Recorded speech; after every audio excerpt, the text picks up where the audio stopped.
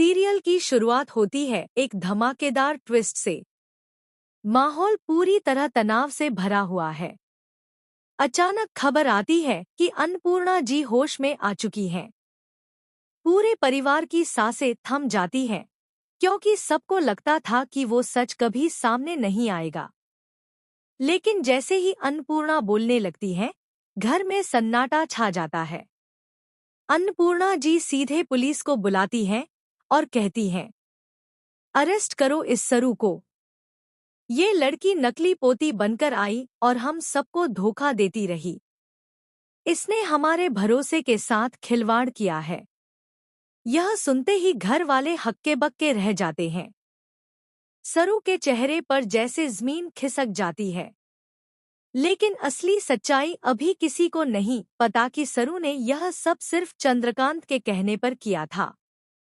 सोने का सिक्का और पहला झटका। फ्लैशबैक में दिखाया जाता है कि सरू ने बताया था सोने का सिक्का गिर गया था, जो पंडित जी ने बहुत जरूरी बताया था। मगर पंडित जी साफ कहते हैं, मैंने तो ऐसा कोई सिक्का मंगवाया ही नहीं। यह सुनकर सरू चौंक जाती है और सोच में पड़ जाती है कि आखिर मालती ने उससे झूठ क्यों बोला। उसे शक होने लगता है कि कहीं कोई बहुत बड़ी साजिश तो नहीं हो रही। गणपति विसर्जन और अनिका की हैरानी। सरू बिना वक्त गंवाए गणपति बप्पा का विसर्जन करती है। अनिका ताना मारते हुए हंसती है कि हम 3 लोग मिलकर बप्पा को नहीं उठा पाए, ये नाजुक सी लड़की क्या उठा पाएगी। लेकिन जैसे ही सरू बप्पा को उठाती है, अनिका के पैरों तले जमीन खिसक जाती है।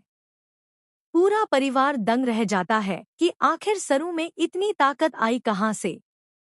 वेद और तारा का टकराव।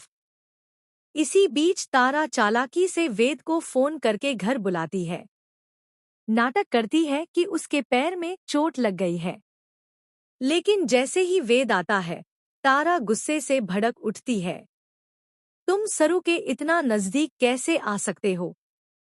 क्या भूल गए कि तुम वेद बिल्ला हो? वेद बिना झिझक जवाब देता है, माँ, आपने ही तो मेरा रिश्ता उसके साथ तय किया था, तो अब आपको उससे प्रॉब्लम क्यों? यह सुनकर तारा को गहरा झटका लगता है।